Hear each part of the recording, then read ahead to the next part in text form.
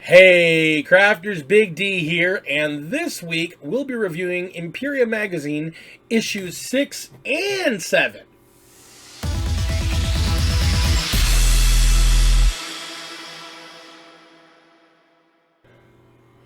Hey, Crafters, Big D here. Now, I'm actually a few issues behind. I've actually got a stack of a few issues sitting on my mail received in the other room, so I'm going to be doing two at a time for the next couple weeks until I catch up with my subscription. And I guess it's okay because, I mean, as we get further on, a lot of the stuff that's in these magazines is stuff we're already expecting in them. So I'm just going to go over the basics and some extra details, what's good value, what I've learned, what's not good value, that sort of thing. So let's just move right into it.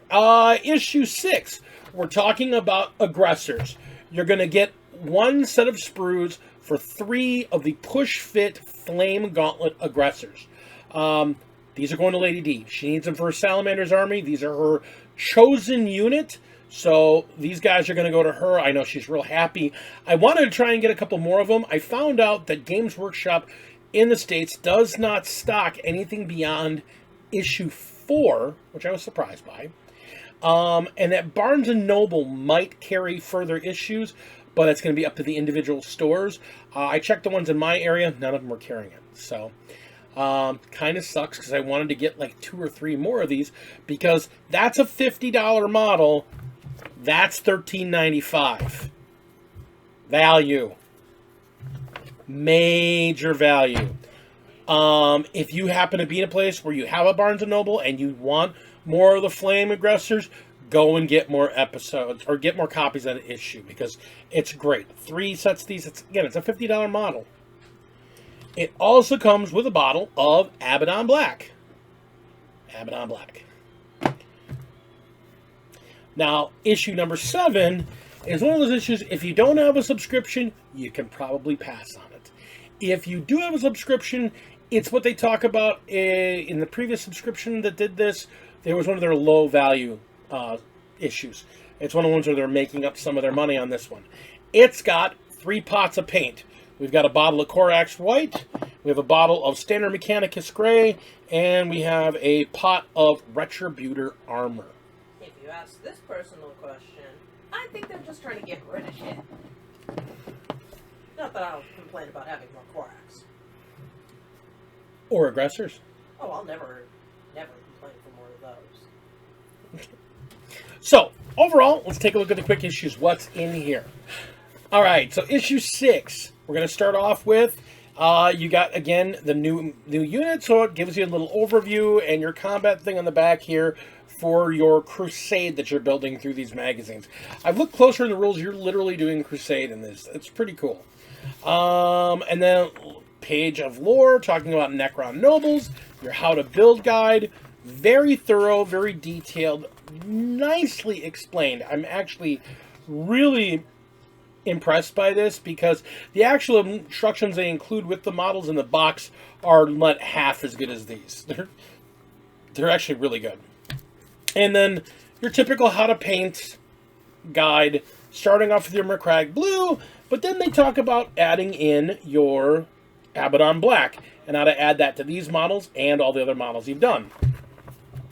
And then the back half of the magazine, and it literally is like half the magazine, is a bunch of missions and playthrough guides, which is pretty cool. That's, typical issue, but still. And then we're going to move on to our next issue, which is 7, which has Rowboat Girly Man, very serious Roman face man, on the cover. I'm not a fan of the Ultramarines. I understand he's the face of the Imperium, but I'm a Space Wolf player.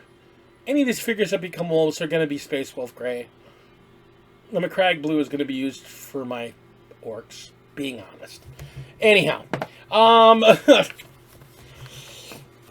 I mean, he's a good guy, but he's just not my guy. So, since there are no models in this issue, it goes right into more background information. We start off with a 2-page thing on Ultramarines, their names, their titles, their honorifics. They do the same thing for the Necrons. And then we go into a little bit more lore about the Era Indomitus, which is the current era of the game as of the Indomitus box set coming down at the beginning of 9th edition. It's the first time, I think, in the game's history we've actually been... It's the current year, or the gameplay is happening in the current year. Things are happening. The game is now alive, and the lore is actually moving forward. I think this is the first time we're actually there. So that's pretty cool. But it's a 1-page thing. And then, because this issue came with 3 pots of paint, it's got a very large how to paint section using the Corax White, the Abaddon Black. No, it doesn't cover the Abaddon Black because that was the last issue. It's the Corax White, the Mechanicus Gray, and the Retributor Gold. And it talks about, but specifically just the Marines using it. So it goes 3 pages, 5 pages. 5 pages on painting. And then the Necron Resurgence, which is a huge stack of more missions on how to play your Space Marines. Again, good value for an issue. I mean, $13.95, 3 pots of paint. Given GW's prices, that's pretty close in cost. And considering you just got a $50 box of figures for $13.95 the week before, it's a trade-off. As a subscription, it's worth it. It's fine. I give it 2 thumbs up. It's good. It's good value.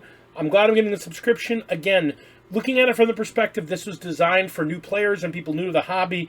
It's great. It's really great. So, big thumbs up from Big D. Now, again, I'm doing multiple issues each week now until I get caught up. The next few issues are going to all be Necron-based, and I got the first of my gifts. So, next episode, I'm going to show off one of my gifts and 1 issue, and then the following episode will be 2 issues, because that following issue is actually 1 full-size kit spread across 2 issues. So we'll talk about that then. We'll see you in the future. Again, if you can get these at Barnes & Noble, get them. If you don't have a subscription, get your subscription. It's worth it. You can still get a subscription and rewind to get from the beginning. Issues 1 through 4 you can get in GW stores if they still have them in stock. They're not restocking them. Anything past that is Barnes & Noble, or you got to get a subscription. If you want these models, if you want them at this price, you want to just keep a steady flow of small model counts in your house, this is the way to do it. It's about $70 a month. If you're looking to expand your Necrons and or your Marines, it's worth it. If you're only looking to do one or the other, find a buddy to split it with, or sell them on eBay. I mean, gosh, that Warriors kit is $35.